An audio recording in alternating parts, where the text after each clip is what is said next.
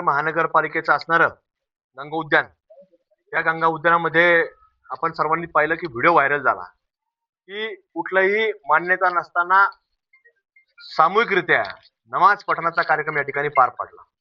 आपण पाहतोय की गेल्या काही दिवसांपूर्वी अहिल्यानगर शहराच्या मायवडा परिसरामध्ये देखील अशाच पद्धतीने कुठेतरी एक महिला, शंकर सावली मठ आहे त्या मठाच्या परिसरामध्ये येऊन गेली आणि तिथे बाहेर गेल्यानंतर तिला असं शंका आहे की तिला आतच कुठेतरी ते गोमांस टाकायचं असेल, पण तिला कुठेतरी काहीतरी दिसलं नसणार किंवा काही शंका तिला आली असेल, म्हणून त्या महिलेने ते गोमांस ते बाहेर टाकलं. तो व्हिडिओ देखील पोलिसांच्या ताब्यामध्ये आहे, पण अद्याप ती महिला आरोपी अजून पकडलेली नाही. पण ती महिलाच आहे का नाही हे सुद्धा अजून निष्पन्न झालेलं नाही.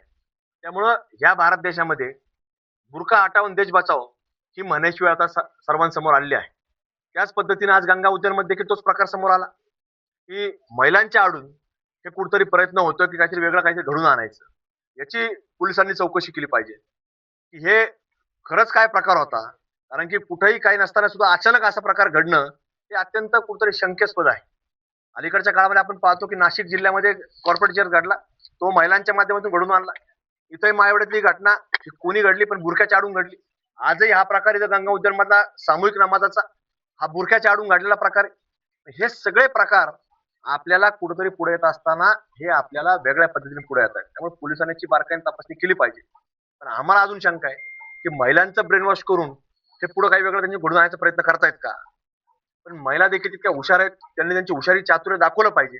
अशा ब्रेन वॉशच्या भानगडीमध्ये आपण न पडता आपण काहीतरी वेगळा त्यांना खोटा इतिहास सांगितला जातोय आणि खोट्या इतिहासाच्या आधारे त्यांना अशा काही प्रकार घडून येतात का, हा सगळा प्रकार हा कुठतरी पोलिसांनी त्या तपास केला पाहिजे.